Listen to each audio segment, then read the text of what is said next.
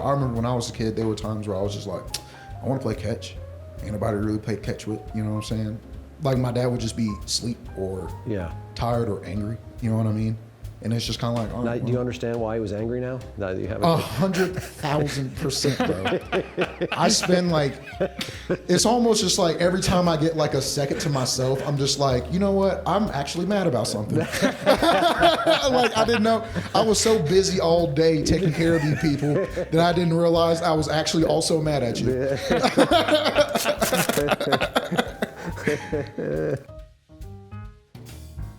You don't really do characters in your stand-up. I mean, I thought about it.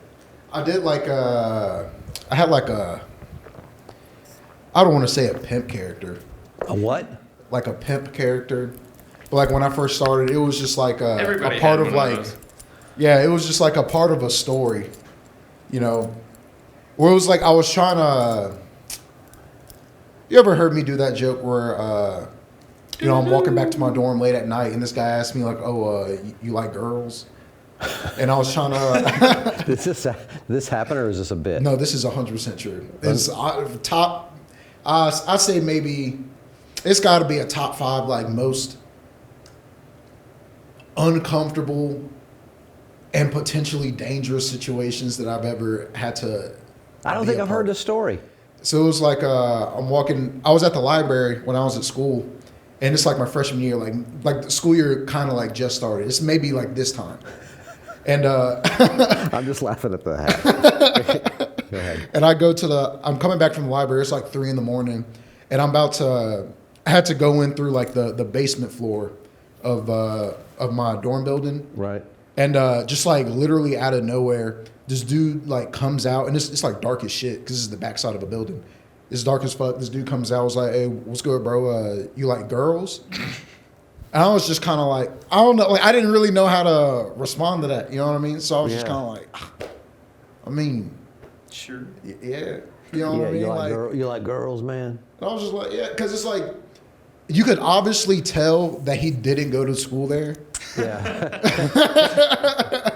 And then it was just kind of like he also didn't look too old to be there either. You know what I mean? Yeah. So I was just kind of like, you know, I'm 99% sure he does not go here. But it's like I can't, without being completely prejudiced, you know what I mean, say that he doesn't. You know what I mean? And I was just like, I mean, yeah. And he legit says like, yo, like 2 girls, $50. And then like these 2 like big bitches come out from like behind some cars. It's like you get 2 for 50, and they and they pop out like it's a game show. They've been waiting for you to walk in the room. Yeah, like that was like the phrase, like on my cue, come out, and he's gonna be like, damn, and he's gonna give me a 50. And I did not go damn. I was just like, I'm good, bro. You know what I mean? So I was encountered by a pimp. He wasn't very good. I mean, he wasn't a good salesman. I mean, not a bad price, really. Is it him that's the salesman? Now, if 2 like girls that you were attracted to popped out behind him, would you been like, ooh, how much? Like, you know what I mean? Like, I don't know. $50 is still kind of okay. steep. Huh? It's $50 was still kind of steep. $50 for 2 girls is steep? I mean, we're all assuming that I have $50 at this point in time. Oh yeah, that's a good point. That's a good point. That is I'm just like, bro, people with a lot of money don't get ass late at night. You like girls? Like, yeah, bro. I'm also just kind of like, bro, I got an 8 a.m., bro. Like, I got to be up in 5 hours. I got to be in class in 5 hours. Now, did he keep trying to pitch you, or is he just like, all right, and then you just? No, he was pretty cool about it. Yeah. And kind of just went on about his day or his morning. Evening. Yeah. But it was just kind of like the dorm building I lived in was almost exclusively like freshmen. And there might have been like a few sophomores who like filled out housing like late as fuck last year. Right. And so I'm just kind of like, bro, like, and I guess that's not a bad idea because you're assuming like maybe most freshmen, like, you know, the parents probably gave them some money or, you know, whatever, you know. Right. But I'm just kind of like, nigga, I already bought these books, bitch. This is before I knew that you could just not buy the books. You could rent them, yeah. Or just straight up not buy them. Yeah. I wasn't, you know, that deep in it yet. Yeah, don't you have to buy the books? Don't you? I mean, Hell no. You can get a PDF on some of them, unless the professor is like, "Oh, it's my book." Then it's like, Oh, then I'd be like, oh, that's crazy. yeah, I'm also about to still find this free PDF. yeah. Yeah. I'm about to. and why I'm about can't I to buy like torrent. a Walter Isaacson 500-page biography on a dude for $30-something, but this textbook is $104 or whatever. For real. I've had textbooks that were like closer to like $300 before. Really? And You know, like, that's economics 101. You're getting ripped off. yeah, oh, I knew that. But it Yeah. was like, I mean, but also they were kind of like, oh, you're going to use this textbook for like this class and like 2 classes after this. So I'm like, all right, that's like $100 a semester. You know what I mean? Yeah. But also I'm just, and I ended up changing my major any fucking way. So it really didn't matter. Why hasn't any sort of? I wonder why that's never been reformed. Like the overpricing. Because people of make money off textbook. of it. Well, Yeah. I know, People but are getting like, bank.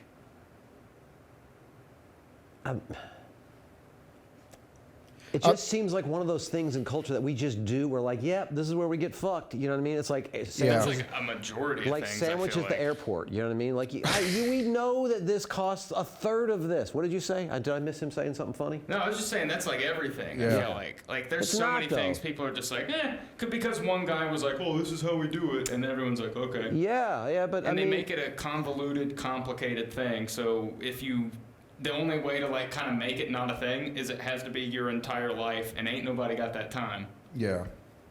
I got time. Yeah. Well, you're our revolutionary. I Where got are you time. Well, this is what I'm saying. I'm not paying for any more books in school. I mean, after my I'll say maybe after my first semester sophomore year, I was just like, I'm not paying for none of this shit. You know, But I was I've known it since when I was in school. Like, this is the same thing that we've just sort of kept it's pushing. still happening. Like, at? Yeah. Yeah. It's, I mean, I'm in my personal I should be opinion, able to get an audio book of your stupid book for a part of my package on. it should have came with the class, to be honest. Yeah. Yes. Now Now that I'm paying for them, I'm not even thinking about that. Yes. Yeah, Fuck it you. should have came with the class, bro. And I don't know, man. Higher education is one of those things where I'm just kind of like, they've been able to get away with A lot. anything. It's a Ponzi scheme. I'll put it up there with insurance. Really? Sure, dude. I was Yeah. getting insurance the other day. 'Cause just it's getting like, mad. You even don't think with, there's like- genuine learning going on? Like people are like I feel like when I was having that conversation with Owen last week, I was like, oh, he is learning some stuff. Like they're Yeah. going over that. You know? Yeah, I mean, I won't say I didn't learn anything, but it was just kind of like, I don't think for what I got out of my college education, and, you know, I'm willing to be honest in saying that some of this is my fault, was just based off of like, you know, the major I picked or the major I stuck with and graduated with. You know what I mean? Right. But- When like picking a major, so you picked you just picked one.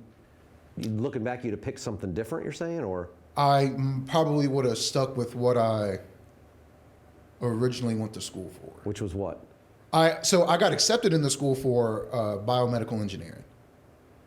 And then I had talked to some people who were about to graduate out of the program, and they were like, well, you know, there was like 60 of us my freshman year, and then only like 11 of us are graduating. Yeah. So And I it's was just like- it's like the same on the basketball team. Probably. Yeah, but I was just kind of like, It's fuck hard that, to dude. fucking be the best at something. Yeah. And I was just kind of like, fuck that. You know what I mean? Like, I was kind of looking for something that maybe had a little more of a... And I mean, I guess if you finish it, guaranteed. You know what I mean? Because it's like you have a lot of opportunities in that. And then I switched from biomed to computer science. And it was just kind of like... Computer science, honest to God, was the first thing that I didn't pick up like this. And I think that discouraged me a lot. Oh yeah. Because it was just like, up until that point, it was like everything was fucking easy to me. Like, school was easy. I didn't have to fucking try. Right. You know what I mean? Graduated, you know, super high in my class. And then, I don't know, I got to school and it was just kind of like, I didn't have the, I was really smart, but I wasn't nearly the student that I needed to be to accomplish what I wanted to accomplish. So you're like I hate to keep making it about like athlete, but it's like you're like that guy that was great at athletics. Like Yeah. you're like he just naturally is more talented than people, so he doesn't work as hard. You don't have to work as hard. Yeah, and it was just kind of, I just didn't. That's how I feel like I was in school too. Yeah, and for whatever reason, it just didn't pick up, and I didn't have the skills at the time. I didn't have the skills to like, all right, I'm really struggling with this. How do I get better at this? You know, without fucking being extremely frustrated at myself, because I also had a really short temper, because I was used to being good at shit. Yeah. So when I'm not good at something, I'm just kind of like, this is fucking retarded. Do you still have a short temper? Do you have that? Not nearly to the extent that I had it before. Now I'm pretty like, if I do kind of like lose my composure a little bit, it's like, nigga, this has been like pressure cooking for months. And then it's about something else too. Yeah. And then you're better like, at identifying what that is. Yeah. Right. It's like whenever I blow, it's just like, I'm not blowing up about what just happened. I'm blowing up about all the things that I didn't blow up about over the last 3-4 months. Okay. And it's just like, this is just the one little stupid thing that's just pushing me. But, So is that something that a way that you just naturally developed, or did you go, all right, I got to do something about like the way that I get super angry? Or I feel like for me, it was everyone around me. It was like, you got to do something about it. yeah, I was going to say, it was maybe a little bit of both, because it was just kind of like, I was getting tired of me, like always getting mad, because then it's just kind of like, oh, why are you making shit so weird for everybody else? Yeah. You know what I mean? And it was just like my friends and stuff, they were kind of like, a lot of them were just kind of like, oh, this is just kind of how he is. You know what I mean? But also, I hadn't done a lot of. You can fall into that as a human too, right? Like you're just like, oh, that's just me. You got to get used to me, and then people do. They like you anyway. You know what I mean? Because they're like, that's just him. But at some point, you got to be like, man, I got to fix that. I guess like I can't just expect everybody to be okay with my dickness. You know? Yeah, and then it was just really like, when I started dating my girl and stuff, that was kind of like, you know, all right, you're not necessarily treating her like shit, but it's just kind of like, you're not being you're just not being a good person in general. Right. And it's because of things that either I haven't taken the time to think about as far as myself and really reflect on. And then it was just kind of like, once I really started, you know, honestly, I would say I didn't really start thinking about a lot of stuff about myself until I started doing comedy, like stand-up, you know? Right. And then it's like when you're sitting and writing, you're like, I got to do it, make it about me. And then you start looking at you and you're like, motherfucker. Oh, what a piece of shit. What a fucking piece of shit, this guy. And then even then it was just kind of like. Know thyself. Oh, yeah. Oh, that's the worst. I didn't even know. You know who told me that I was abused as a child? JD. I like told him something about something that happened when I was a kid. He was just like, did that happen like a lot? I was just like, yeah, kind of. He was like, you were kind of like abused a little bit. Okay. And I was just like, I never thought of it that way. You know what I mean? It was just kind of. That sounds just like something how JD would say something. Yeah. Yeah, you're abused a little bit. It seems like. Yeah. And then it's just like when I really started thinking about it, I was just like, I kind of a lot of it too. Yeah. You know what I mean? Like that was a little bit, but some of the other stuff was a lot of it. Like I didn't even tell him everything, you know. Yeah. Now your baby is how old now? What, 6 months? 9. 9? 9 months. I guess. Yeah. 9 and a half-ish. So yeah, last time you were here, she was pregnant, right? You hadn't had the baby yet. Yeah, I think so. Yeah. All right. Yeah. I think she was like literally about to have the baby because it was maybe around Christmas time. So, do you? It's like going to that. Like talking about parenting. Like, is there like a name for the plan you guys have, or you guys just like, this is what we're gonna do? We're just gonna love. I mean, do you have like a one of you wants to spank, one of you wants to use timeouts, one of you wants to do. My wife was talking about a friend of hers that's doing this. What do they call it? It's just such hands-off parenting. There's I said beating. No, none of that. There's no even like hardly using the word no. It's a lot of like explaining to the kid everything. Why? No timeouts, no punishments, no. I think that's dumb. It seems insane to me. But yeah, it sounds ridiculous. But I think probably the way I wanted to raise Owen or tried to raise Owen, I think that was ridiculous to people of around me at the time when they're like, "Hey, you can't explain shit to him. He doesn't understand it." Right? It's you smack a kid or spank a kid like they just internalize. They don't. Really I didn't think that at all. Right? So, but I did yell and. do timeouts and you know what I mean, like Yeah. do stuff I mean, like that. But so I think, but to now look at people raising kids now that look at that as as also like that's too much. He said no to him. Yeah, I think that's crazy. I'm kind of more on like I'm just kind of like, my whole perspective has always been like, this is going to be a person, or this is a person right now. This is a human being, and it's just like, even though he's only 9 months, I'm like, he clearly has his own feelings. He clearly has his own thoughts and things that he wants to do, and it's just kind of like, my job is more so to guide him and make sure that he builds habits and thought processes that will make him a good person or a successful person or whatever. So it's just like, I don't want to like be like, oh, you're going to play football and you're going to do this and you're going to go to school to do this and you're going to become this when you grow up. Like, I don't give a fuck. Yeah, you know what I mean? I didn't really either. Necessarily on that. I'm just kind of like,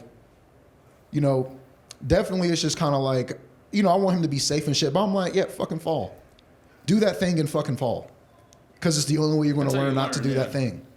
You know what I mean? It's the only way you're not going to learn to do that thing. Like, I'll let him push him. I'd teach him not to do it, probably. You know. Also, like, but it's just like, my girl is always like, super worried about him like falling off the couch and shit like that. And I'm just like, he's not going to learn to go feet down until he hits his head a few times. Yeah. You know what I mean? You know what I mean? Yes. I mean, I don't let him hit the ground. Okay. If I I mean, if he hits the ground, he hits the ground.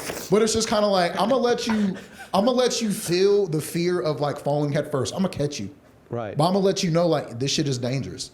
You can't, and then You don't think you're a little cocky and you're going to catch him? You know what I mean? Like you're always going to catch him? Dad instincts, you know what I'm saying? I feel like are crazy. They are. It was Yeah, weird I mean, how you could be doing something else and then just like all of a sudden. honestly, it's been like where he would just be. I've had him just like kind of sit next to me, and I'm like playing the game or some shit And then like that. Ooh, shit, yeah. Yeah, and he'll fall back, and I just grab him by his shirt, and I'm just like, "What are you doing? Go down there and explore." I'm big on letting him explore. Yeah, we didn't do a lot of. We didn't make all our cabinets. Oh yeah, baby safe. We just didn't said do that. no. Yeah. And if he got in there, we went over and took it away. No, blah blah blah. Yeah. Shut it. You get in a little trouble, you know. But We don't got handles on our cabinets. Yeah, we didn't. so. We also didn't. I'm not saying don't do this, but we didn't. Same thing with the light sockets. We didn't have like we didn't baby-proof our entire house. Yeah, we ended up starting to have to do doorknobs because once they learned to turn, just like he's just like, all right, I'm going out. You know what I mean? Like, Hell yeah. now they're going into downstairs, upstairs, or like you don't want to fuck with around. You have stairs at your house? Yeah. Yeah, those get a little. Those are dicey because they're not going to be able to figure out. well. That's a lot. You're just standing there at stairs going, well, he won't do that again. Well, yeah, because he'll be broken and have a stutter. Yeah, we're He not. can't walk now. Yeah. Yeah, we're not super big on baby proofing. Well, we haven't done it at all, honestly. Other than just kind of like, we've moved stuff like out of the way just so he has like more space. You know what I mean? But as far as just kind of like, to be like, that hearth looks a little like that's. Yeah. Like, they slip and hit their head a couple times, and you're like, okay, we don't want that anymore. Yeah. Yeah. Make it baby proof before you got to make it ADA. Yeah. Yeah. And we're kind of like, advice, really. You know what I'm saying? yeah, we're That kind should of be a just like motto. slowly adjusting to it. Like, all right, when he couldn't crawl, it was just like nothing mattered. Then he started crawling, and you're kind of like, okay, maybe we should make sure we don't put anything crazy on the floor, or, just being mindful of like, what's on the floor. Right. And then, he started, pulling up on stuff and grabbing stuff on top of stuff. All right, well, maybe we should move these over here or put these way up here somewhere, and just stuff like that. But I don't know. We're also, Get a this is squirt our first bottle kid. like you would a cat. You said what? Get like a squirt bottle like you would a cat, like he starts to do. Starts to do would be fun. something. Put hot sauce on stuff he could like fall on. Yeah. That's how apparently like a lot of people, their parents got them to stop like sucking like their thumbs. Yeah. Just put like pepper sauce on their thumb. Oh yeah. Yeah. Yeah, we went with using. We weren't going to let him do a pacifier, and obviously then he cried a lot, and we're like, "Fucking this works," Yeah. So he didn't even yeah. take a pacifier after like 3 months. Wow. Yeah, I didn't want him to suck it on his thumb for some reason. I thought that would be whatever, but he was on those pacifiers for a long time, longer than we would have liked, Oh yeah. Yeah, he didn't fuck with him. But you know what? Being on those things, whatever, like all these things that you think Oh my God, he's never gonna learn to go in the bathroom without a diaper. Our son's behind on the. It all works out. Yeah. Yeah, I'm not. He's never gonna be off the nook. Yeah, whatever. I'm not super. Yeah, well, that's what we didn't want to let him use a pacifier, so we just started calling it nook. Nook, Yeah, I'm not super. I think it was from a penguin show we watched. I wouldn't consider myself an anxious parent. You know what I mean? At least at this current point in time. You know what I'm saying? You wouldn't consider yourself a what? I would not consider myself an anxious parent. As far as just like, I'm not worried about him hitting all these developmental milestones and stuff like that. Because I'm just kind of like, it's just kind of like, he's doing it. Like, he was doing shit, and then I didn't realize that he could do it until I'm like, oh, fuck. It's amazing. And then, and then it's just like, I'll look, like, even just kind of like, a lump, to be honest, for a minute. For a long time, yeah. For a grip. For a while, before you even recognize, oh, look, he just moved his face, like, and then you start to realize that they start to recognize stuff, and then you can see their face light up when they recognize it's you, like, and then you start to see they become their own little person. It's like, it's such a, right? It's a lot, and it's tiring. Because like at first you and feel like you have to teach them. it is exhausting, but it's also like all that stuff, like it's just so like, wow, he just did. Yeah. He went like that. Like, you're like, today he figured out his fingers. Like, all that stuff is so, it's just, somebody else tells you about their kid doing it and you're like, whatever. Who cares? They're supposed to be able to, but when your kid does, it's like, oh wow, that's so cool. Look at him figuring that out for the first time, and you watch that sort of like joy and excitement that happens of like, he just figured it out. Like they just get so like like how happy and or scared they get of realizing like this thing is connected to them. And it's such a cool thing to watch. I love watching him happen. Just like it was like I don't know. I remember when like I first realized that he could like pull himself up. I think I saw a video of that. Yeah, I think like he posted that. I would just like, I used to just sit him on the couch next to me, and it was like he can't move. So it's like I just sit him right here, and then I can, get work done or do whatever it is I want to do. Right. And then it was just like one day he just like grabbed my arm and like pulled himself up, and I was just like, when'd you start doing that, dude? Today, motherfucker. Yeah, I was just like, holy shit. And even like we were watching the Astros game the other night. I'm done with baseball because my Braves lost, and it's just like it's like I watch all season, like almost every game. I'm like, I care about baseball, and then my team is done, and they loses, and I'm just like, I don't even care now. I don't even care about the other teams. I'm not even. It's such a weird thing about that sport to me. Yeah, like we were watching it, and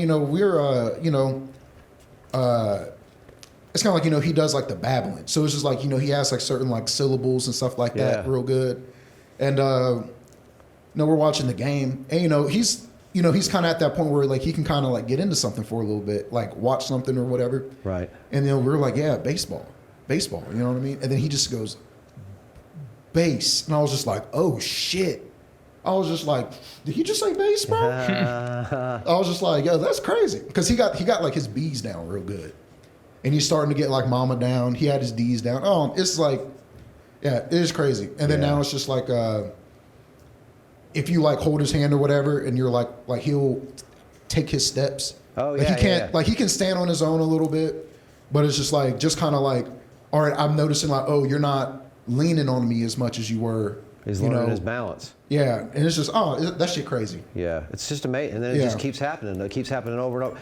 And one of the things like I realized with Owen, like he's doing something. Like if your son, whatever thing he starts liking doing, like 6 months later when he does it again, he has a totally different body now. So it's like to do that same thing, it takes learning that coordination again. It's like, and the way the brain is working, like the stuff that stimulates him now that he gets into, the brain starts to make those connections more than let's say he starts messing around with some music or playing a keyboard, like those brain things start to connect, and then he has that musical ability will start to develop more and more and more, depending on where. That's the like you're saying, you're just going to chill and let him do what he does. Like as he finds those things that interest him, his brain will make him like do those or make him better at those things. And the more time he puts into it, the more his brain will develop in that area. It's really cool. Yeah, that's how I want to do it. It's just kind of like, I want him to feel like he can be interested in whatever. And then it's just kind of like, you know, if it sticks, it sticks. If it doesn't, it doesn't. But what if he's just interested in playing a video game over and over? I mean, content creator. Huh? Yeah. I mean, it's just kind of like, I am just like, it's like I want him to be into something. Right. Like, I'm not going to tell you what sport to play or what instrument to play, but I'm just kind of like, yo, I would like for you to play a sport. You know, I would like for you to learn an instrument. And it's like, not just because I did those things, but I'm also just kind of like, I was even thinking about this earlier today where, you know, I'm glad that, you know, I'm glad that I played sports because it's like, even though. What sports do you play? I played basically everything. When I was in high school, I played lacrosse though. Lacrosse? Mm-hmm. You know what I mean? Trying to break them color barriers, baby. Yeah. Is that a mostly white sport? It is now. It used to be a primarily Native American sport. Oh, but, yeah? I didn't even know that. Yeah. Well, I guess I do know. It's like Lacrosse, Wisconsin, and yeah. Mm-hmm. And, it was just kind of like, you know, I think a lot about how like, even just my approach to comedy, how similar that is to how I was when I was like in band or playing sports or whatever, where it's just like, did you play sports? Some. I played a little football, a little baseball, a little, you know, mostly. Did you play like high school or anything like that? I played high school football, but I was, you know. So it's like. I was just okay. I don't know how it was for you, but I know, so like we had like different types of like practice days. So it's like, there might be one day where it's just like, we're just in the weight room. You know what I'm saying? You're just fucking putting weights up. Then you might have like we did a lot of like 2-a-days and like, yeah. This was before they had rules for how much you were allowed to practice, I think. And they would just, you know, we just practiced. So like there used to be like, you know, if you're a student athlete of any sport, you come in the morning and there was a weightlifting session, you know, and it was, so it was like in the mornings you would lift weights. Even if your sport wasn't in season, 9 times out of 10 you had some sort of workout, you know what I mean? Whether it was just like you're with your team or whatever. And it was just kind of like, I'm surprised Peloton doesn't have like position days, you know what I mean? Like a baby's workout. You know what I'm saying? Like today we're doing 4 crawls. They should. Put little baby push-ups. Bro, tire them out. That's my thing. I'd be like, bro, tire them out, bro. Yeah, it's so true. We used to tell my son that we'd see if he can break the record, and we'd time him like running around the house. Yep. Or like, he would just like run around the house, and we'd just be like, yeah, 23 seconds, great job. You know what I mean? See if you can beat it. And, you know, like, we play hella hide and seek because it's like I want him to, you know. Tag was the game, man. Yeah, when he starts running, we definitely playing tag. Yeah. But now it's just like, you know, he likes to follow us whatever room we go to. Right. So it'd be like, I'll scurry to another room and like hide behind the corner, and see like how quickly he'll get to me. And he can turn the jet zone on that crawl. I ain't gonna lie. Yeah. But I'm just like, all right, you're fun. You know, like we play a lot. Like we don't just kind of like sit him down somewhere and be like, go be with yourself. Here's Coco Melon. Mom and dad relax or whatever. Right. I'm like, no, dude, I'm getting on the floor. We're playing. Yeah, that's what it's like. You're constantly like on the floor playing. It's I used to say to myself, like as he gets older, like I'm never gonna be at some point in my life being like, man, I wish I hadn't thrown the football so much with my son. You know what I mean? Yeah. I'm never gonna say that. Yeah. Never. Every time he would ask, I'd just be like, yeah, because I'm never gonna wish I'd done that less. Yeah. You know? Yeah, and that's kind of what I want my approach. Because also just like, you know, I remember when I was a kid, there were times where I was just like, I want to play catch. Ain't nobody really played catch with, you know what I'm saying? Like my dad would just be asleep or tired or angry, you know what I mean?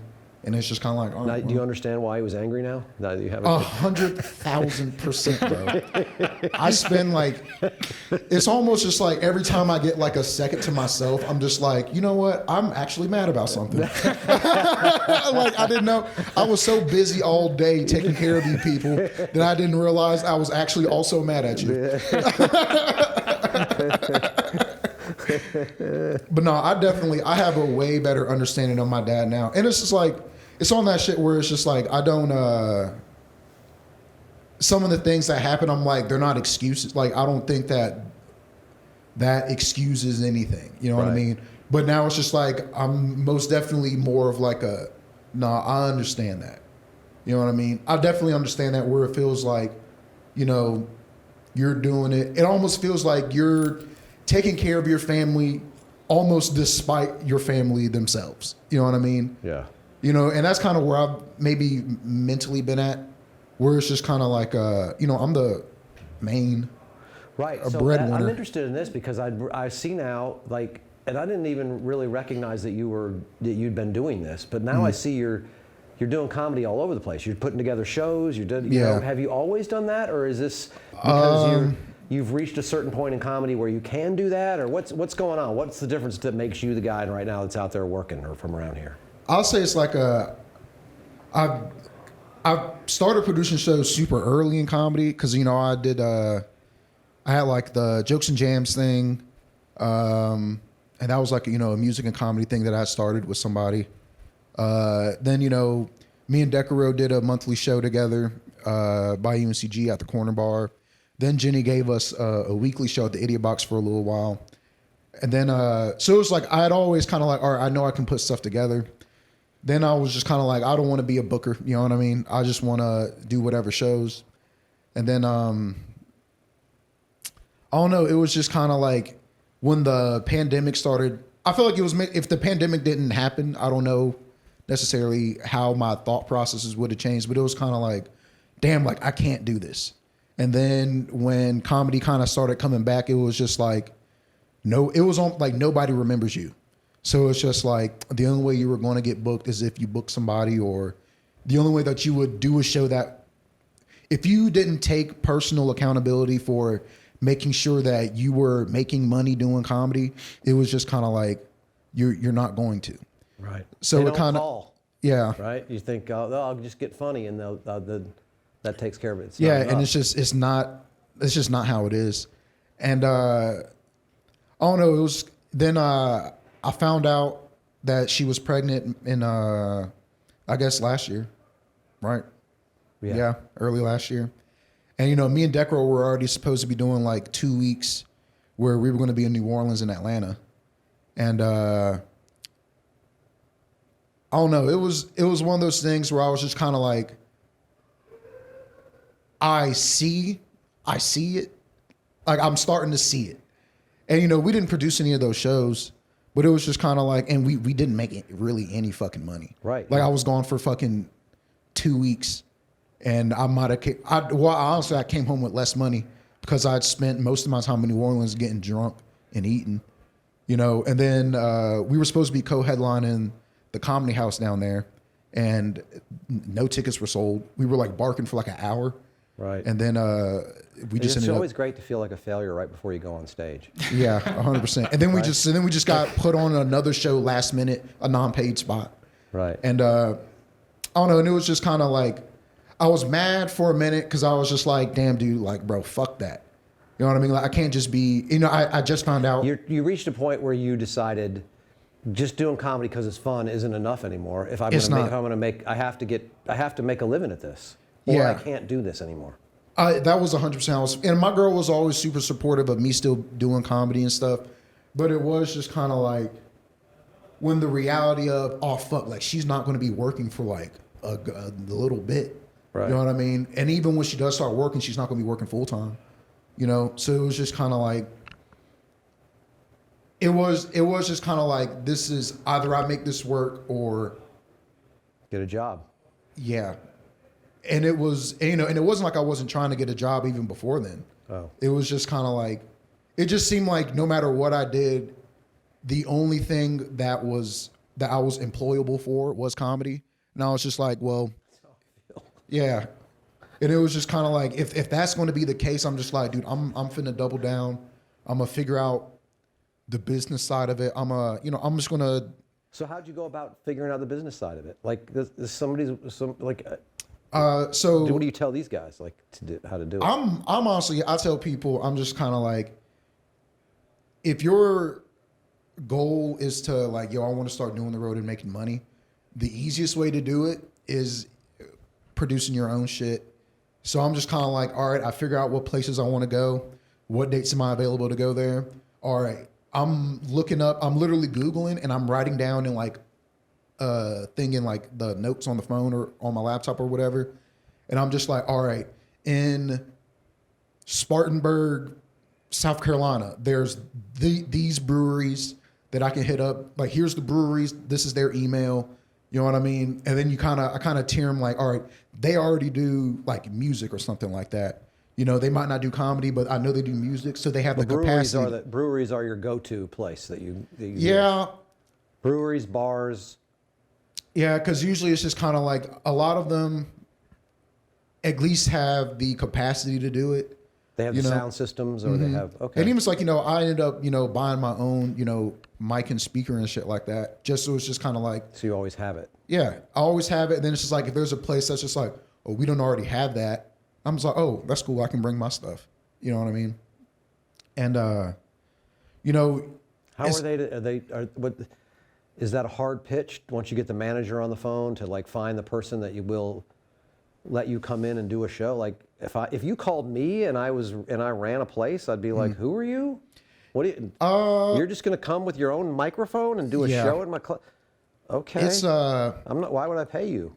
I would say it's not as You hard. probably seen me on Dumbest Tom in the Room, man.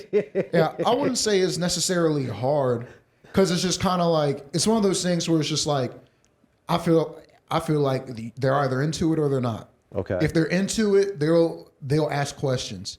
Right. Like if they're on the fence about it, they'll at least ask you questions.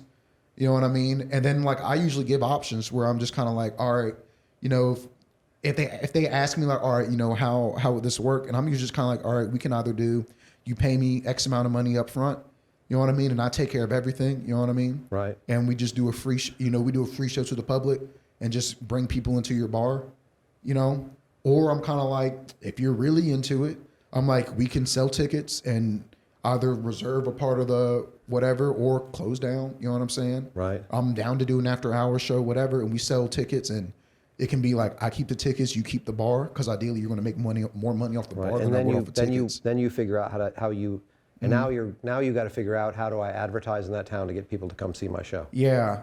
And so you just keep learning more about the business as you go, right? Yeah, and then it's just kind of like, before I didn't have a super high standard of the venues that I worked with. So it's just like, there are some places where like they'll be like, yeah, you can do that here, and then that's just kind of them allowing you to do it. They think is the end to whatever they have to do.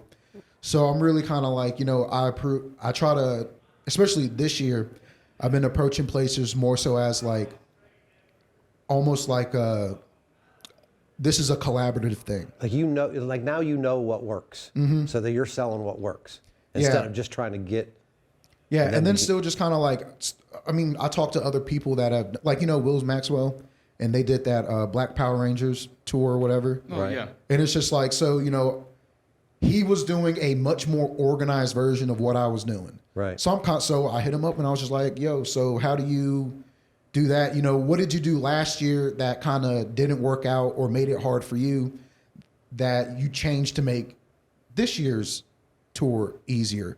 Because basically that's what I was trying to do. Like last year I did a lot of, and so earlier guys like this me year, go through comedy life, hoping guys like you that book gigs will use me in their room that they learn all. Instead of learning exactly what you're talking about how to do it.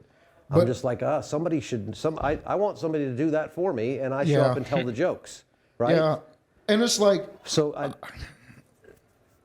it's interesting, right? Because I don't know, something about the way you're saying, like, I don't see how your method can fail over an extended period of time. If you're collecting also information on the people that come see you and like your show. Yeah, and and that's kind of like all right, so like what I'm trying to change for, because I'm trying to set up like a small little tour for next year, is just kind of like, all right, I did a lot of, one-nighters and stuff where it was just like, all right, I'm in fucking Chattanooga this weekend, but then I don't have another show until maybe 2 or 4 days later.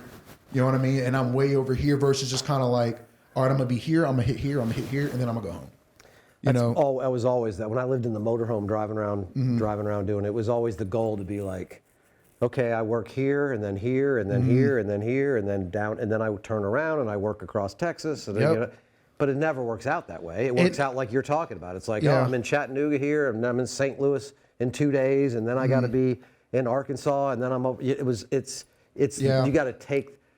For me anyway, coming up, it was like you just take what work you can book as opposed to going specific. Like, all right, I'm building this tour myself. Yeah, and I think being able to build it yourself, it's just kind of, it gives you all the power. Right. Because like there's no limit to how many places you could email. You know what I mean? It's literally based off, your limitations are whatever boundaries you set for yourself. But aren't the Comedy Zones of the world and the Yoders of the world and all those people that are booking rooms, aren't they already doing what you're doing to find all these rooms so that they can book they can be a booker to book guys in there every week and they make their money? But they're not booking all the rooms that are willing to do it. Okay. They're not booking all the rooms that are willing to have. So you're just out there hustling more than they are. Like, yeah. And it's just kind of like nothing that I'm doing is hurting the Comedy Zone at all. Right. You know what I mean?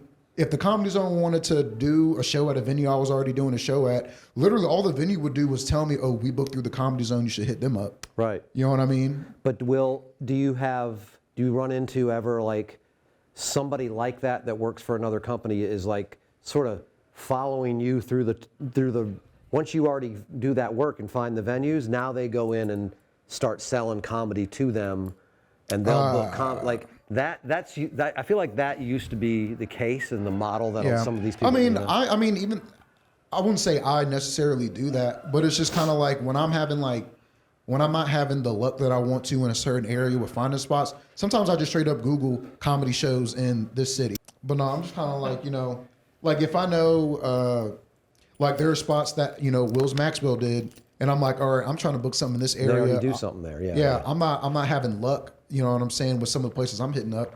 All right, let me see what this person did or that person did, or let me just see where the shows are in this area. And then I'm hit them up, and it's just like if they work with,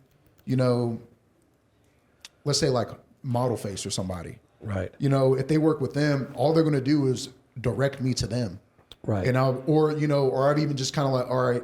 They'll email them and they just include you in the email. Oh, hey, this is such and such. He's looking to do shows in the area from these dates. You know what I mean? Right. Because even it's just like.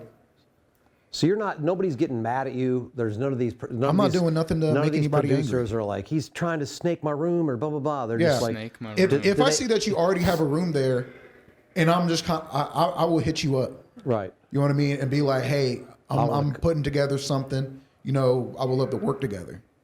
And if you're not into it, that's fine.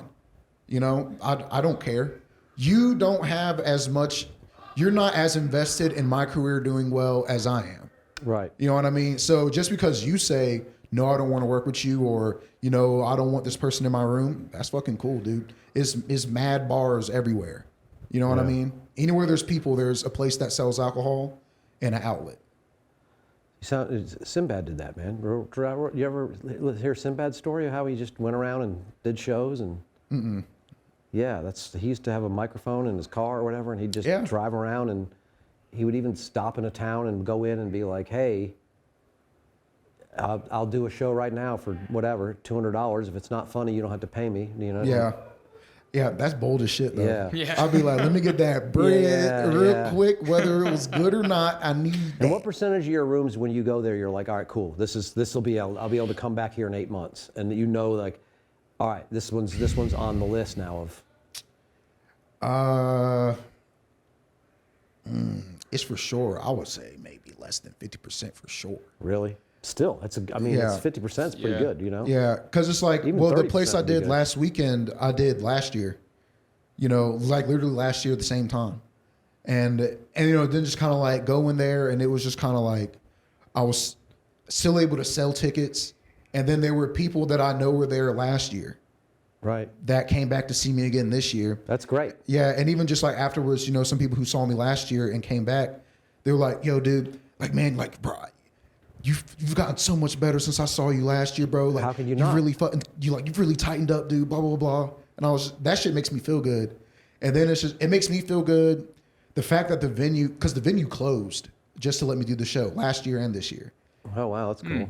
And it's just kind of, and they were super into like promoting it and stuff, because the owner and like her daughter or her son or her whatever kids she has that also helps run it.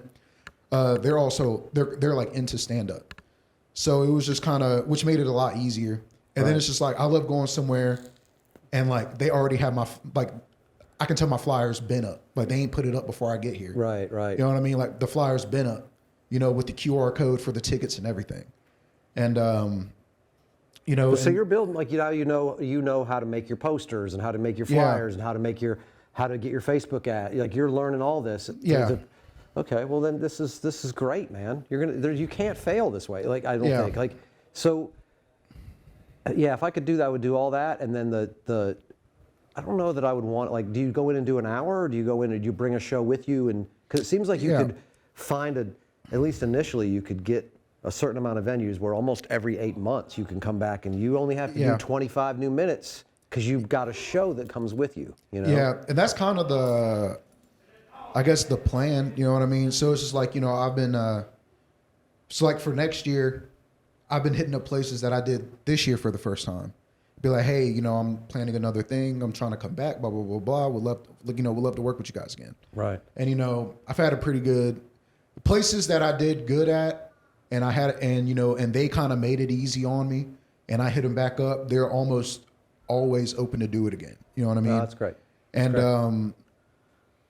And it is just kind of like the place that I did, you know, this past weekend, I did some of the same stuff I did last year, but it was just kind of like, all right, I know I got more tags on it or it's tightened up a lot more. Right. And I still did a bunch of new shit.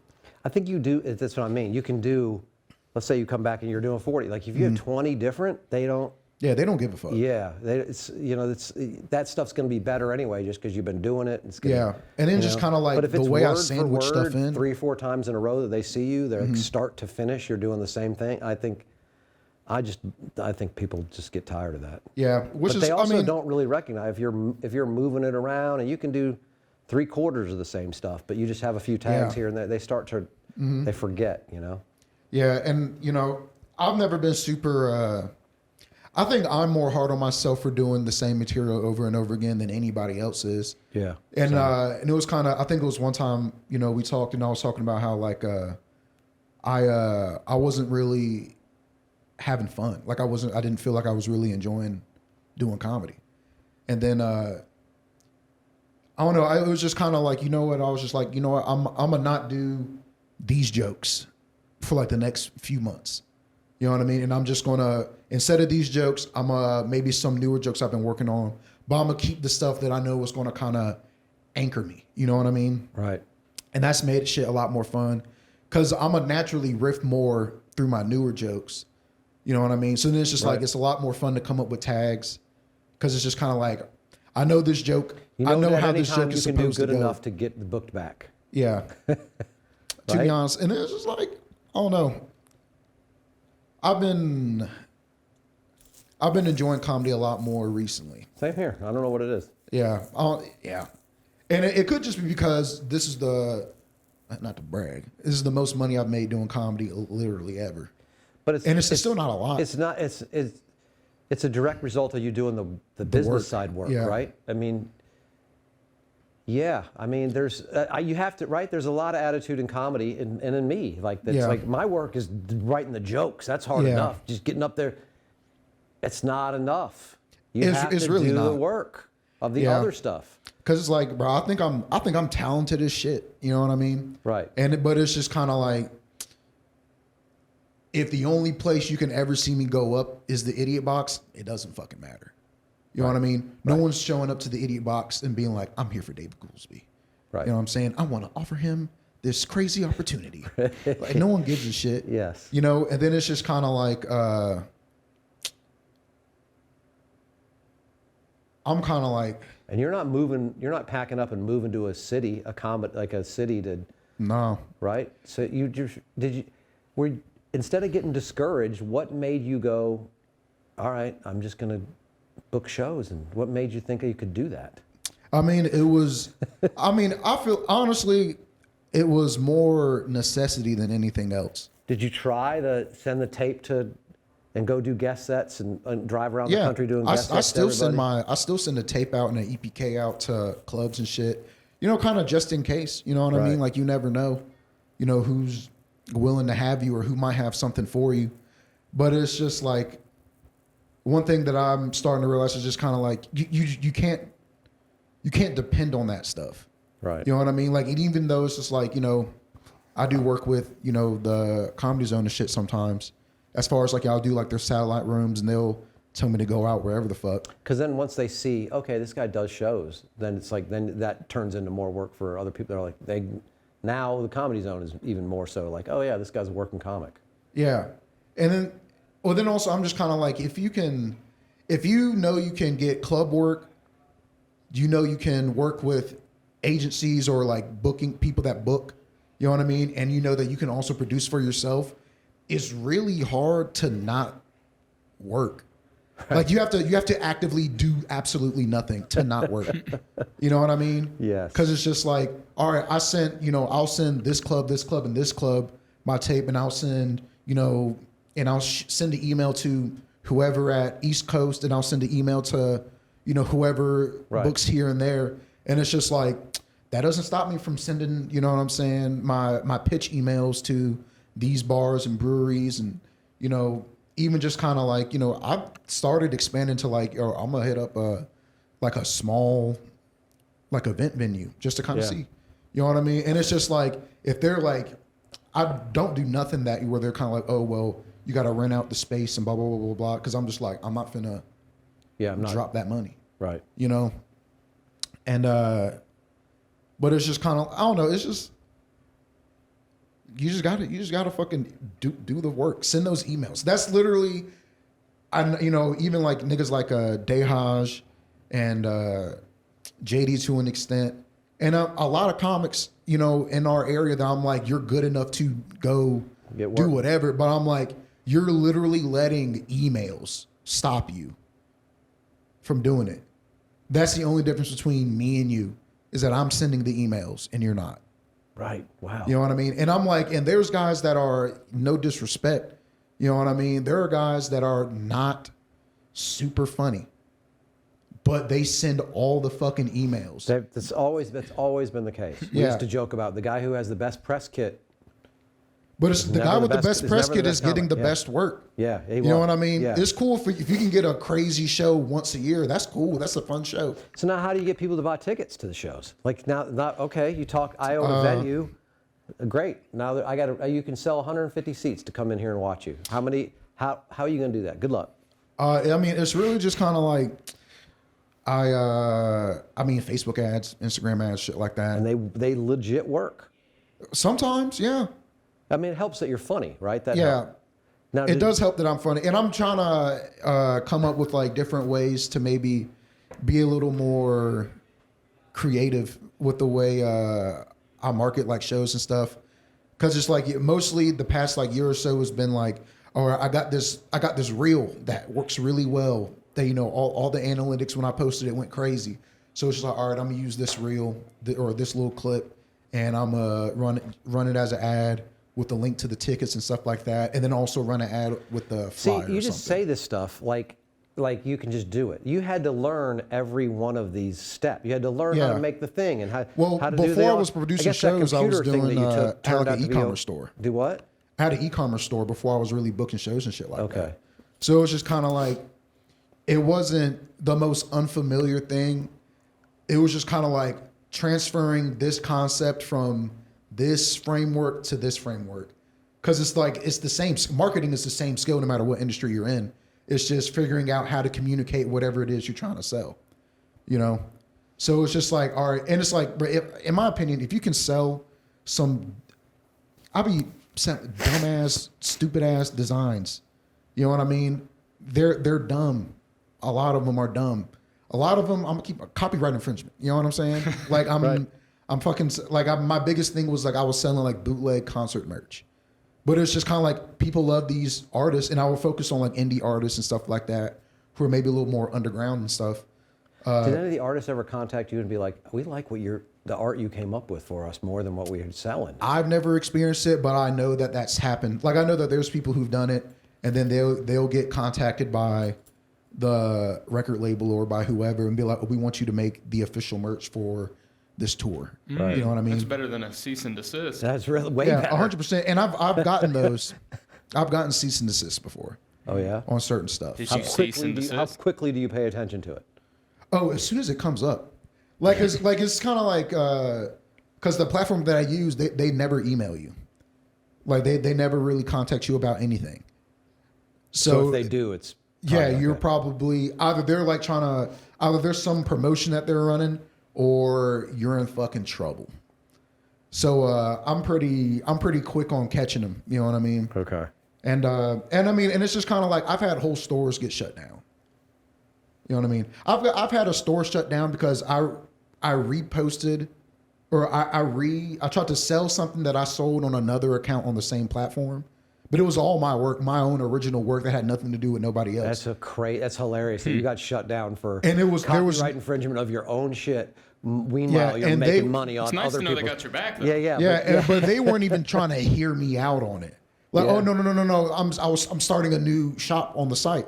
They don't give a fuck. Yes. I can't even post some of my own stuff on TikTok because it's like copyright infringed to somebody else that posted it, and I don't know how to do that to get it changed or you know.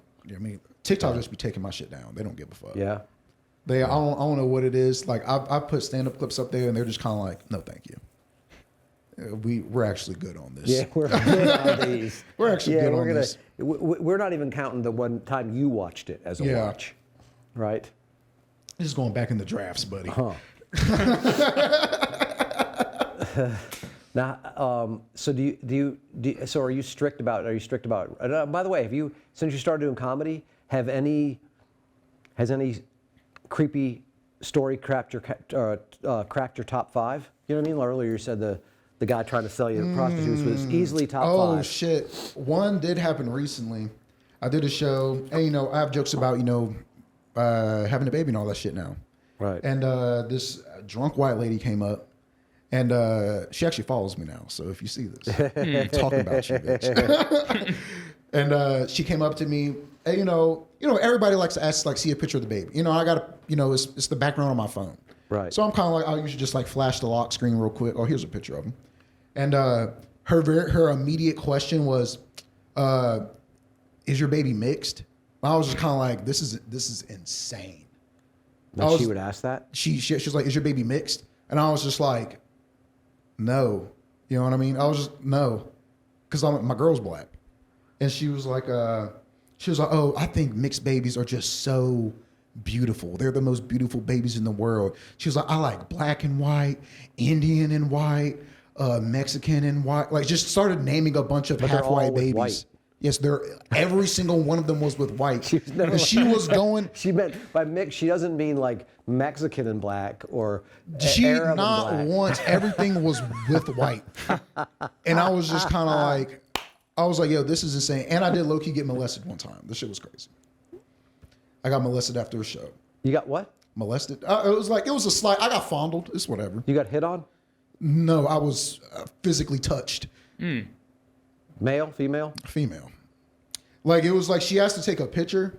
Right. And I had a book bag on. Because, like, the show bent over, and she was, like, trying to catch me afterwards because I was getting food at the place. Now, I think a girl would just call that flirting with you and letting you know she's into you. Well, he hasn't told the story yet. So. I would not consider this shit flirting. Okay. Because it was just like, she stopped me, while I was eating. And, First offense. And like, she asked, "Oh, are you still selling stickers?" And I'm like, "All right, yeah, I'll sell right. Some, you can have some stickers, whatever." She gave me some bread for it, gave me way too much money, right, for the stickers that she took. And so I was just kind of like, "Oh yeah, appreciate you, blah blah blah blah." And I'm thinking that's it. That's going to be the end of the interaction. And then she's like, she has a friend with her. She was just like, "Oh, do you mind? You want to? Can I take a picture with you?" And I was just like, "Okay." You know what I mean? And I keep everything rated G. You know what I mean? Like, I don't touch. I'll put my hand behind, but I don't touch. Right. And I have a book bag on, bro. Mm-hmm. I have a book bag on. She goes under my book bag and like grabs my ass like during the picture. How low is your book bag hanging? Bro, like I mean, my book bag goes like is down there. You know what I mean? Yeah, I mean. Okay, yeah, that's still. I mean, my book book bag, there, baby. my book bag hangs low. I wear my shit loose. Okay. You know what I'm saying? Is that the look? Should that hanging looser? It's like a I don't know. baggy That's just jeans. That's just kind of how I've always been. I think that's. But it was just kind of like you would like you have to physically like put your hand between my book bag and my butt to get there. So in here, all right. You know what I mean? You know what? I do kind of like that. I've never even tried this. You know what I'm saying? I don't know if it's a look for you, Tom. Huh? Is it? Do a spin again. It's wavy. That seems a little loose.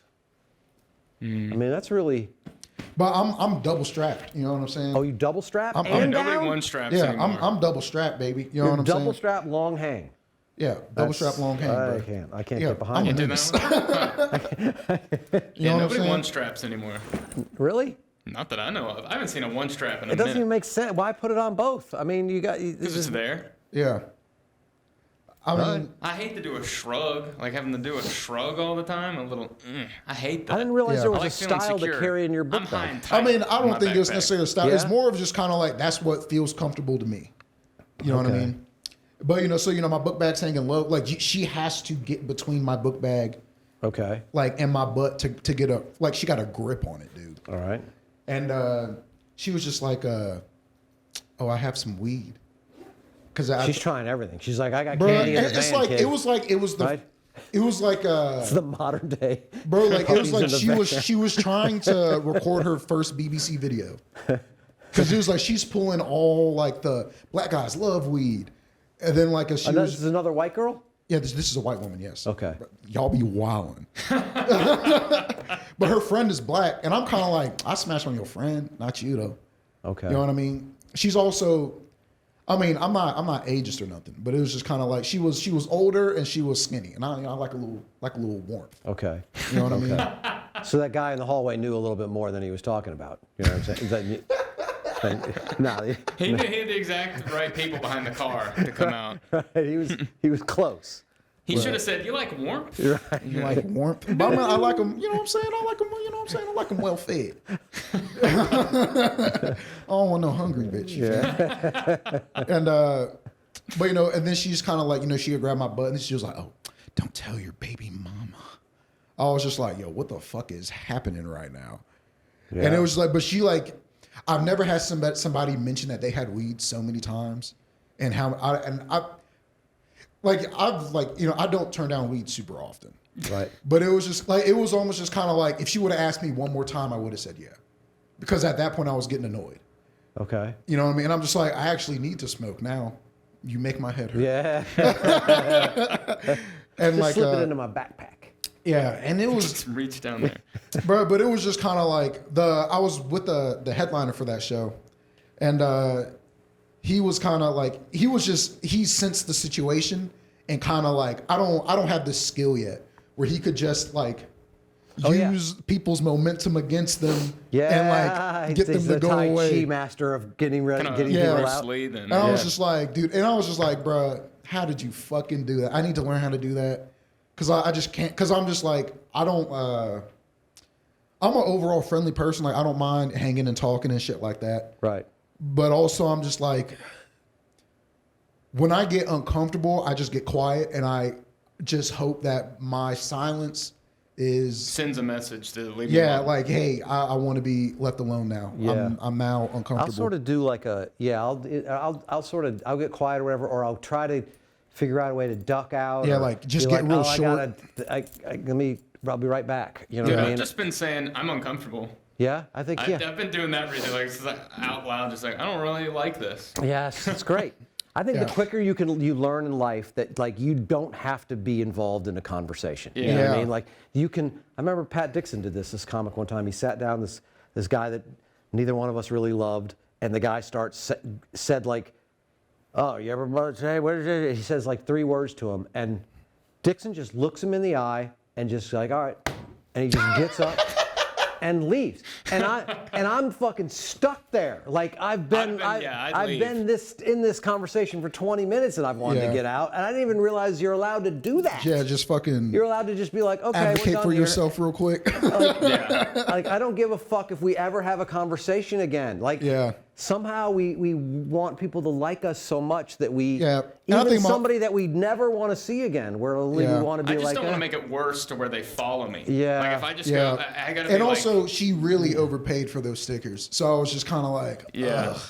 You know what I instantly thought of? There is a breed of man that instantly would see that as a sign of like, oh, okay, I can get money from this. I can get rent from this girl. I can get car payments from this girl. Like there's Sugar mama. I remember my buddy Daryl Lennox used to say like his dad would taught him some of that, like some of the, because his dad was a pimp, and he was like, there's dudes that do very well living off of women that will give them money. Oh, 100%. It's Midnight Cowboy. It's just, is that what Midnight Cowboy was? Yeah. Yeah. I can't imagine. Happy I don't ending. have I knew a that dude that skill, was or like I can't that. It imagine. all ended well for everyone. I'm in not that movie. the guy that some girl's going to give money to, I don't think. You know what I mean? To keep I me knew a around. dude that was like that. That was like really just living very comfortably, just off of the generosity of women. And I was just like, bruh. And it was like, Is it the generosity of women, or generosity of are they good con men, or is it? he was an extremely good con man. I'm not even gonna hold you. That seems like too much. 24 hours? Yeah, because he was supposed to be like a big homie figure for me. You know what I mean? Is it just get really good at telling girls what they want to hear, or really good at the sex part of it, or what is it that makes? I think he was like, Probably all of it. I think he had his pitch down. Like he had his story all together. You know what I mean? To where it was just kind of like, you couldn't really poke holes in it. Right. Unless everybody that was involved started talking. You know what I mean? Can't do all those lies. Is there a way to get money out of people and be honest? That's the way I'm looking for I it, don't think so. right? No? I don't That's think too so. bad.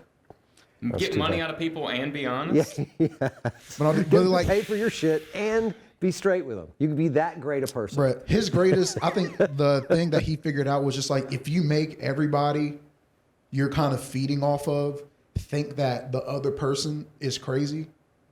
Like if Seth is getting money from both of us, and it's like and it's kind of like, as far as I'm concerned, I'm the only person giving Seth money. You think you're the only person giving Seth money, and we've never talked about it. Right. But what Seth did to prevent it from even happening was be like, Tom doesn't like you. Oh, okay. You know, and he'll do like shit like that, and just so it's just kind of like, you never really want to. It's the dark arts, dude. Yeah. It is the That's dark insane. arts. And then it's just kind of like. And then does he shut that off for like you and his boys, or are you guys also just you're just like we were talking earlier? You're just like, that's just him. We just got to know we don't give him money. We don't. He's probably not being straight with us. Or is it just with women that he would do that? No, it was like this weird thing where it was kind of like he was like a big brother type of guy for us, you know, and it was just like on some shit like.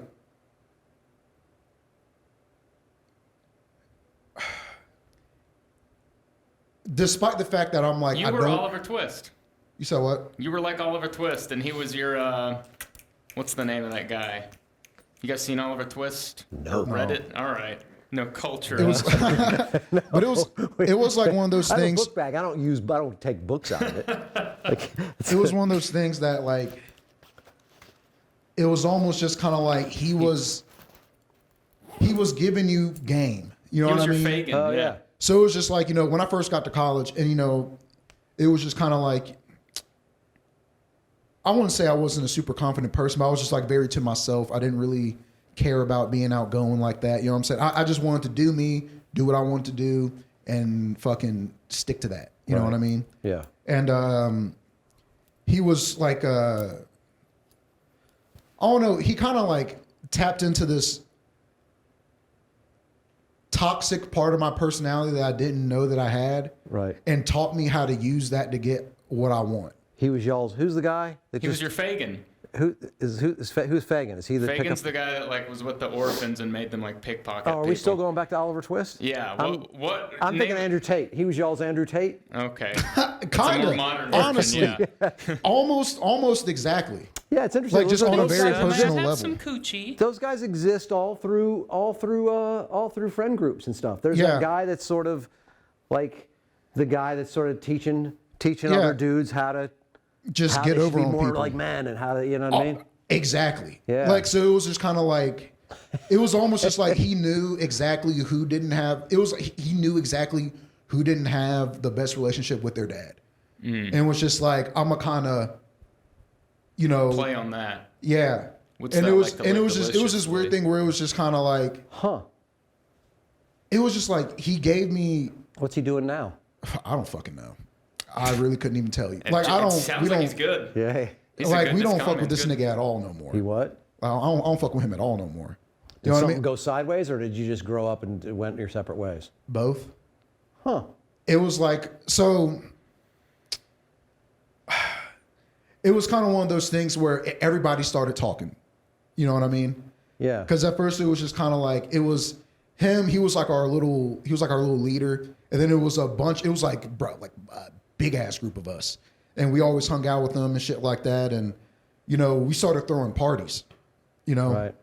And make the fellows pay, girls get in free kind of thing. Type shit, yeah. Yeah. So it was just kind of like we were throwing parties. It was fucking lit. We started, we just started kind of doing things, and you had your own little frat, basically. Honestly, and it was just like we were kind of creating like a little bit of motion. You know what I mean? Huh? You guys are describing Oliver Twist. Okay. Yeah, but it was like we was creating our own little bit of motion where it was just kind of like, all right, everybody had a strength, and it was just like, all right, how can you use your strength to kind of help out the squad? You know what I mean? Right. And it was just like shit like that. Like, he really kind of This guy's doing fine. I can tell you right now. He's figured out. I'm sure he's figured out how to find characteristic of people that didn't have the best relationships with their dad, sort of replace that for this group, and then he's getting whatever he needs from them, and then same thing with the women, and he's doing and then he's getting their money and da da da. So he was driving around like bitches' cars and all types of shit. Bro. That's the kind of guy that also gets ahead in the corporate world and the blah blah blah, because 100%. They know how to. They've paid attention in life of how to manipulate other people's personalities. Yeah. Dennis in It's Always Sunny? No. Yeah. Kind of like that. Oh, wow. Like, it's just kind of like, you can tell that he's taught himself how to manipulate human behavior almost. Like, it's kind of like sociopathic in a way.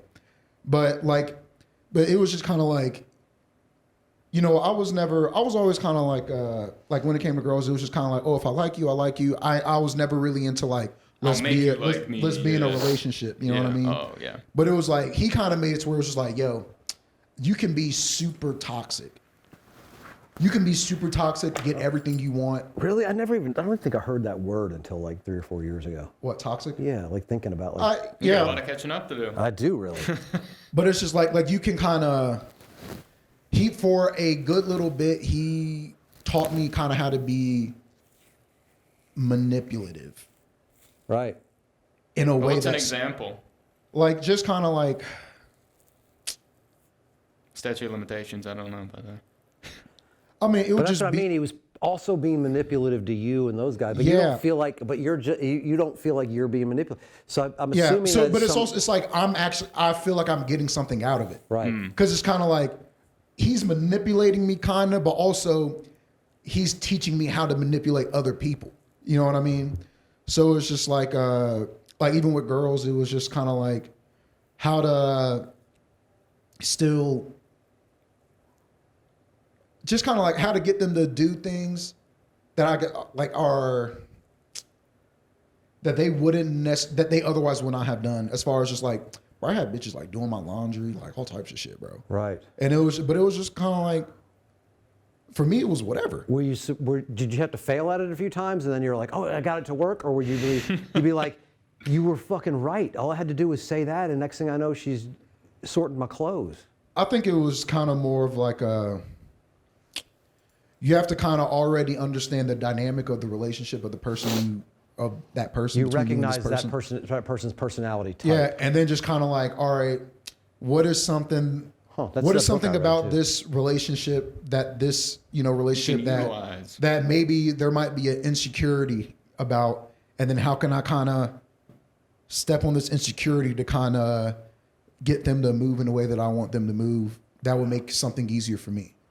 So it's just kind of like, thought of that kind of stuff. Like if I knew you liked me, or whatever, if I knew we had like this kind of, you know, light flirting kind of thing, all right, I'll kind of like, all right, you don't, and I know, because I did my best to not make it clear if I liked you or not. Right. So it's kind of like, I will wait until I can be like, all right, I know she likes me. And then I'll kind of be like, oh, I'm going to try to get you to do this real quick. Like, let's start off with laundry. Or like, oh, she'll pay for my food. Or, you know what I'm saying? Like stuff like that. Huh. And like, and it was just kind of, it was cool. You know what I mean? Because I had never experienced that before. Yeah. You know? Yeah. And then almost kind of making I think it's almost, it's like, it seems like to me, what makes me interested in it is like, oh, like just that, oh, that can be done. Like I never it's even like occurred base to me level that was a pimping thing, for real. But to be able to watch something like, oh wow, that just worked. Yeah. I'd never even heard of that thing before, but now I recognize, oh, if I talk to the girl and I look at her, both of her eyes and go down to her mouth, like that, like you can generate feelings from people based on it. Yeah, it is not honestly so much that insane. I'd be like, that'd be fun to manipulate. It'd be more like, oh, like I figured out how to do up, down, BC, you know, like and that it was works. like, for instance, like I wasn't doing shit to like hurt nobody, you know what I mean? Or I don't think anybody really was to do shit to hurt anybody. Can you recognize other people doing it in real life? Like when you're just hanging out with people and you're like, oh, that person is manipulating that person right now with what they're doing, or can you recognize it as it happens? And is it most of the time people know what they're doing, or most of the time people are just I don't think people really, that's what's happening? Yeah, I don't think people consciously do it. Right. I think sometimes it's kind of like I don't know. I feel like it's easier to tell. I feel like it can be hard to kind of pick up on like off rip the first try. But I think it's like once you kind of, because it's almost as much about knowing yourself and what people like about you as it is knowing about the other person. Oh, okay. So it's just like if I know, like I know I'm funny. You know what I mean? I might not be the most good looking guy. I might not be super fast or super strong or whatever the fuck. But I'm like, I know I'm funny, and I know I can. I've used being funny as I'm pulling bitches out of my league. Like I had no business being with this person, but it's just kind of like I knew how to be funny. I knew how to use. I learned how to use my words to kind of, you know, make myself seem more than what I was. You know what I'm saying? Because it was almost kind of like, even though we weren't really like as a group, we weren't really doing anything that was spectacular. Yeah, like spectacular or nothing. It was kind of just like the way we carried ourselves when we did some like ordinary shit. Yeah, was kind of like, oh shit, like these guys are whatever. You know what I mean? Like these guys, like they almost move it like in like. So how'd that wear off? Did you guys run into like everything just kind of blew up? Or did yeah, everything kind of blew up where it was just kind of like that's like it was really just kind of like he started like stealing money from niggas, like for real. Of course he did. Yeah, but it was just kind of like it was on some shit where it was just kind of like it was always before like in the group, like the rules was just kind of like, all right, like even amongst us, and I'll say it was maybe like thieves. Yeah, it was like kind of like there's maybe like 12 or 15 of us like in this group, and it was dead ass on some shit like, you know, if we went to a party or something like that, afterwards everybody go to cookout, you know, because we went to A&T. So it's kind of like, all right, well, if everybody is eating, but y'all notice that this homie and this homie ain't have bread to eat, hey, somebody, whether we all pitch in a quarter or something like, hey, everybody's going to fucking eat. Right. You know what I mean? Nobody is getting left out of eating. Or if we're all going to party and drink or whatever, bro, there's no reason why he shouldn't be able to drink and the rest of us are drinking. Right. You know what I mean? Because it's just kind of like, yo, why, you know, it was just kind of so like. That held together through college, and then everybody just sort of. Not even through college. It held together for like 3 semesters. You made it sound like it was really But it was just long. like, but you got to think. Yeah, I thought it was like years and years, like Peter But it was like Pan type shit. But also, it was kind of like it all kind of happened at like these like weird pivotal times in everybody's life. You know what I mean? Yeah. So it was just kind of like Perfect storm. Yeah, it was just like it was kind of like the circumstances for everything to go how it went were just perfect. Like just like it was like I don't even. Are you understand. friends with any of them, or all of them? Everybody's sort of their own thing now. it's like I'm cool with everybody still, but it's just like the only people that are a part of that group that I'm still like, yo, like this is my dog. It's like 2 of them. Right. You know what I mean? That's a pretty good. That's good. Though. Yeah, But it was just like they was my niggas before all of that even happened. Oh, okay. So it was just kind of like. Did you owe some people some apologies? Like, dude, I'm sorry I got you into this. No, not at all. I mean, because it was just kind of like when it all kind of went down, we were just like, damn. It's crazy how everybody was suspicious about something, but no one dared to say anything because it was just kind of like, if I said something, it would be, you know, you were scared that like, oh, they're going to think that, you know, I'm not with this.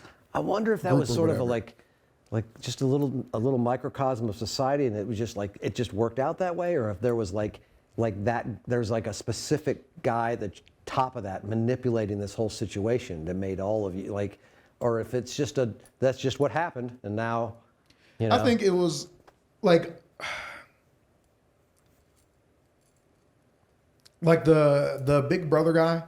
He was kind of like Fagin. the glue. He really he's my big brother. He's like a father figure. And it's like, really 3 semesters? Well, it was just kind of, you also got to think you're in it the was just kind of trenches, like, it's a bunch of, I mean, we're a bunch of young black dudes who are gone from Impressionable. home for the first time. Any white dudes in that group? No. How about light skinned? I mean, they were light skinned. And he mixed with. No. White and he mixed with white is what you're. Yes, I love. But it was just I like- love that. I love that. I think that's such a real thing. Like when people say mixed race, they almost always mean white and something else. Yeah, They well, don't. I just realized you 'Cause asked it's if like, there were I'm any gonna be white honest, kids it's in like that if group, you're- and he's at A&T. If you're black in anything, 9 times out of 10, we just gonna call you black unless you look white. Were there white dudes going to A&T? Like 100%. Yeah. Yeah. It's mad white dudes. I mean, especially it's like, Are they all like Gary Owens, or are they? nah, hell no.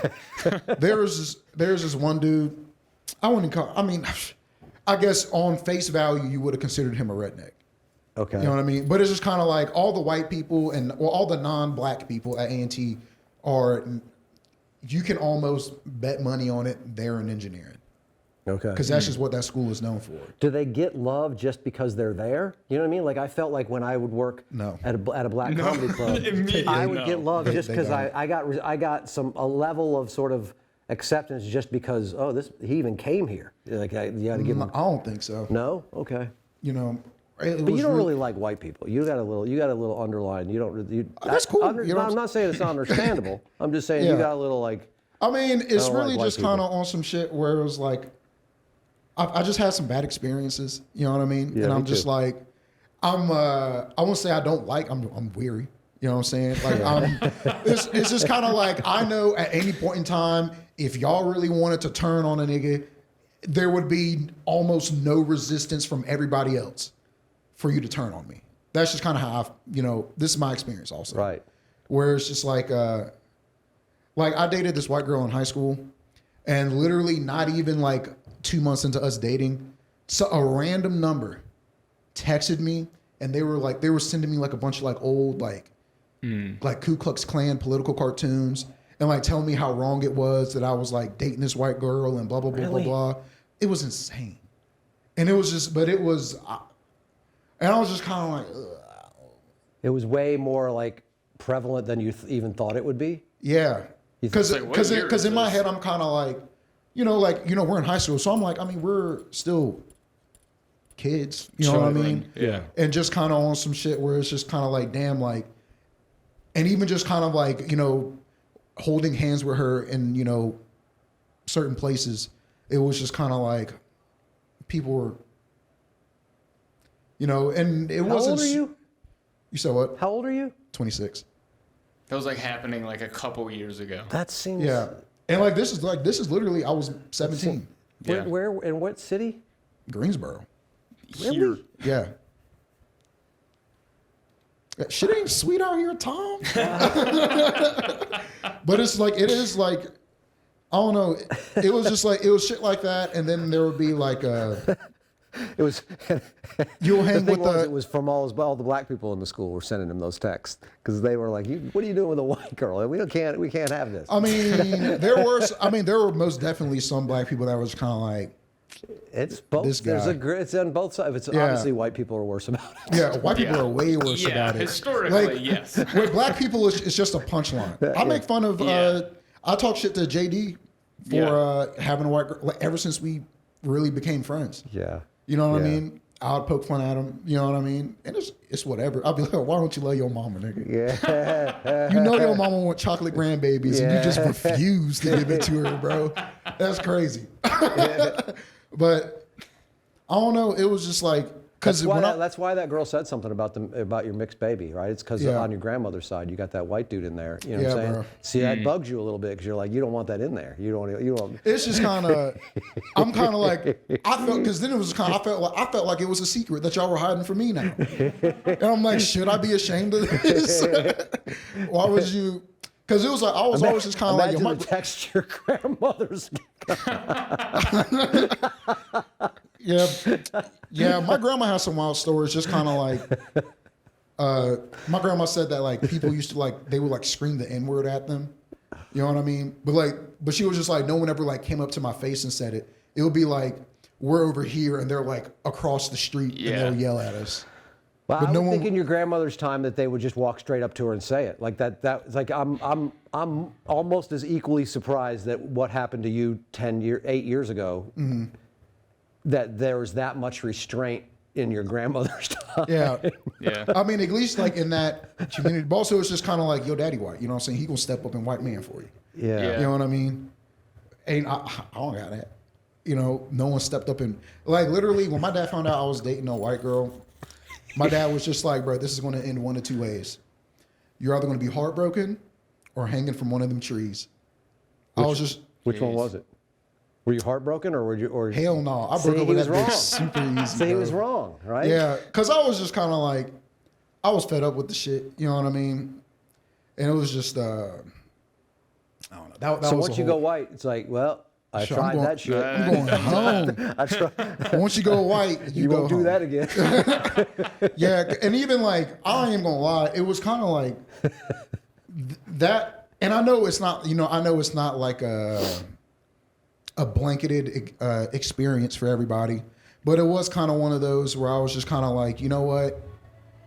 I was really uncomfortable in a lot of situations with her that sometimes included her family, and it was just kind of like, it's like one of those things. I'm uncomfortable with the racism.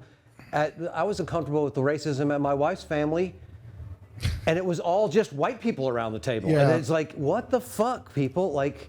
Yeah, and part of me is just kind of like, I don't give a fuck how old we are. If we're supposed to be dating, you know what I'm saying? And it's just kind of like, because it's like, bro, when someone said something about her being white or me dating, you know what I'm saying? I said something, but it was just kind of when we were in her people's space, you know what I mean? And someone kind of was microaggressive towards me or whatever. It was just like nothing was done about it. You know what I mean? So it was just kind of like, are you just kind of parading me around? Like, look what I got type shit? Or, you know what I mean? Because I'm like, I'm not parading you around really at all. You know what I mean? I'm trying to hang out and do what we was really doing before we was dating. You know what I mean? Yeah. But, it was just kind of like. I'm surprised about the text, man. I don't know why. Yeah. Man, but it shit is crazy. And it was just like, and that happened multiple times throughout the time we were dating.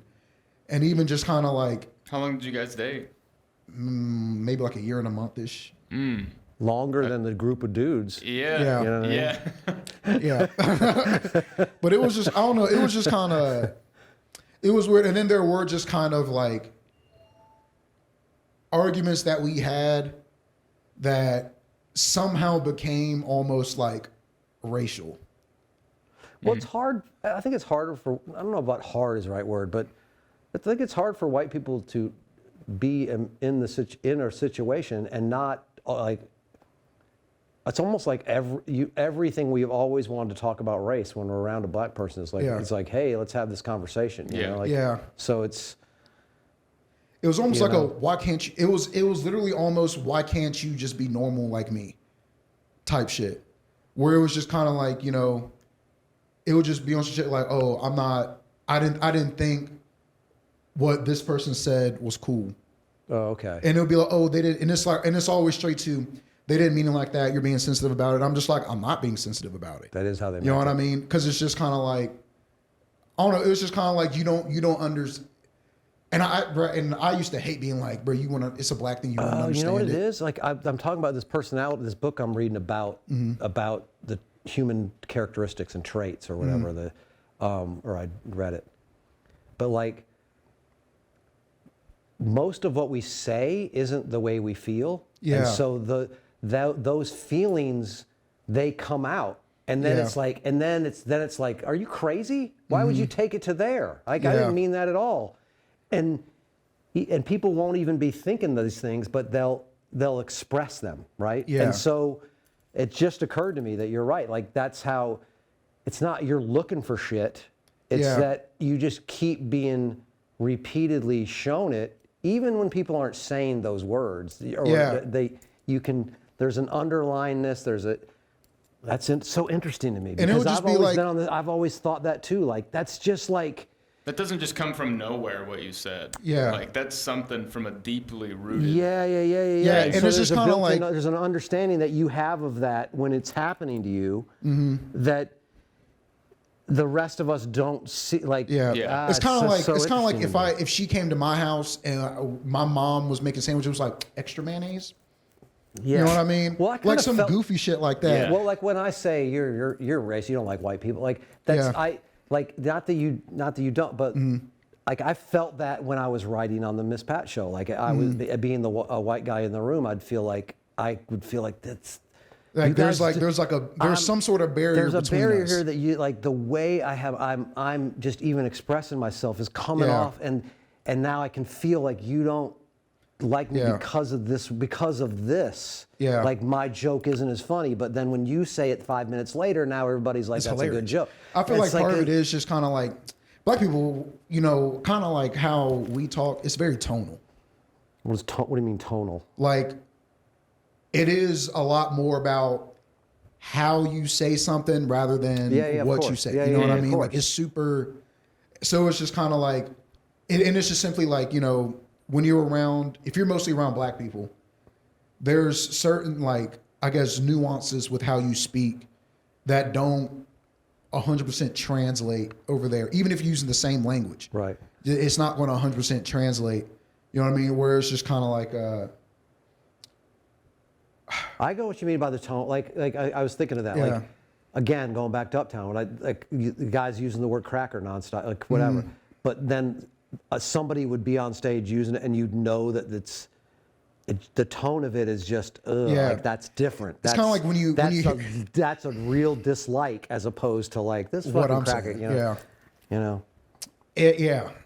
Yeah, and even just kind of like, I mean, you can even tell like between like black people, you're just kind of like, oh, you can tell this person maybe hung around a lot more white people growing up than he did. Right. Black people, or this person can kind of. I can watch a black audience figuring that out or judging that about a black comic. Yeah. Like I felt like there was that sort of.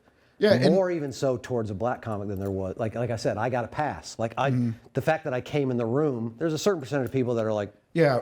I mean, there is kind of like. But there's also like, I get some cred just for having the guts to be in there. Yeah. You know? There is like a slight level of there is a base level of respect. Right. Whereas you wouldn't get that. You'd walk on. You'd have to like prove something. Yeah. You have. And that's maybe not to make shit like super racial, but it's just kind of like for me it was just like I went to like a pretty diverse high school and I hung around a very diverse group of people. You know what I mean? Right. And it's just like so it'd be like over the summer, a nigga super black.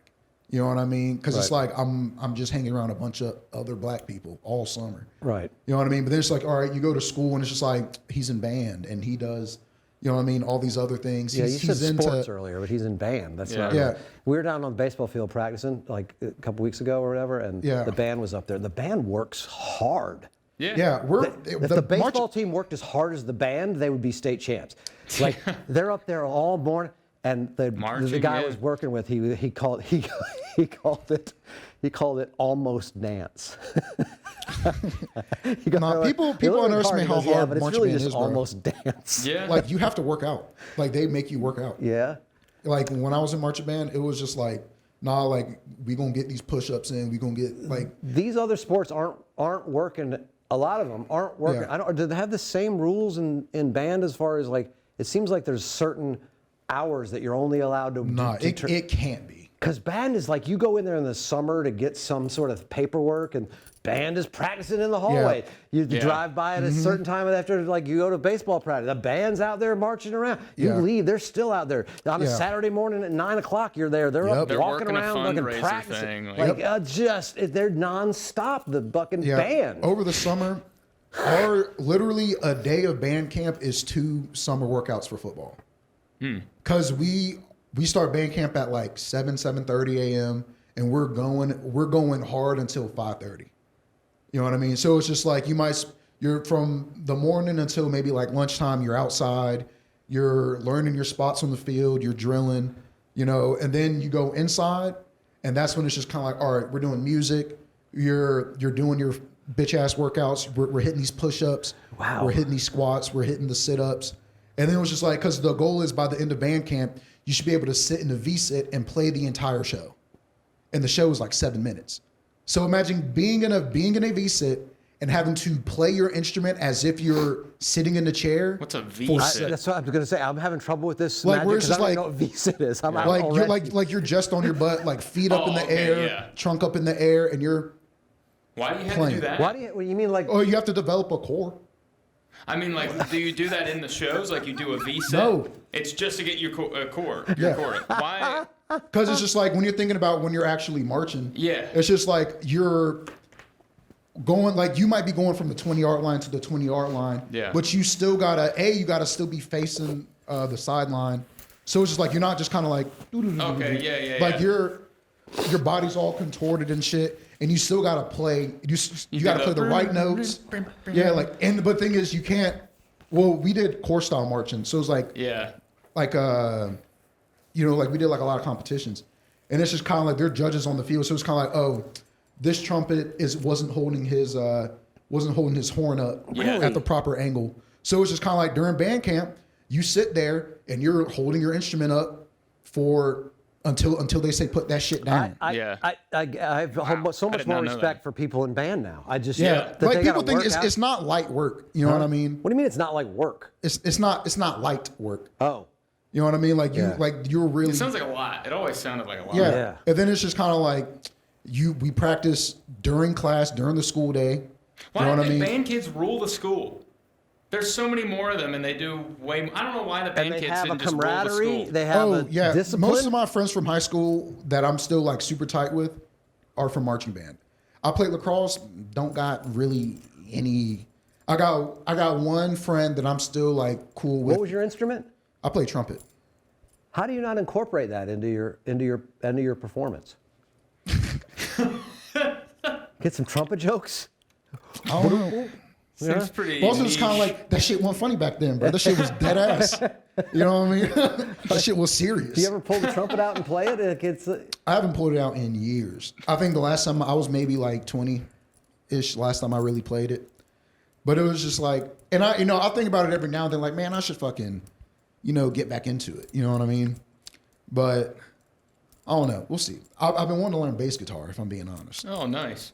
I bet your son would love trumpet. Plus, it might be a way to like he starts making noise and you blow it in his face and they freak out and scare. See, I got into playing trumpet because my dad played trumpet. It is kind of fun to like scare a little kid. He was just talking about how he doesn't want to abuse his child. Oh, but I don't know if that's I guess that's true. That is. Yeah. Mental abuse is still a thing. No, but that's just like jumping out and scaring them. You know what I mean? Like we'd be scaring them sometimes. Like you would your wife. A little peekaboo is fine, but like a trumpet. You can't peekaboo with a trumpet. No. Well, see, the thing is, like, I guess that's gonna help explain why my son is kind of the way he is. I wouldn't mind I'll wait till he's like really into something, and I'll like get behind him and go, oh. But it's like he's like he knows it's fun. There's nothing better than making your kid laugh. Mad, dude. Really? Like he'll turn around and he'll like crawl at you, and then he'll like climb up on you and be like, I was just like, damn, dude. That's great. You just like everybody on this side of your family. All right, we got to go, dude. I'm having fun talking to you. I want to talk about comedy. He kept the helmet on the entire time. Yeah, bro. Every now and then I'd look over, does he realize that's still on? That's hilarious. Oh no, I felt it. Every time I'll try to scratch my head, I'll be like, all right, hell yeah. Yeah. I enjoyed it. I appreciate y'all.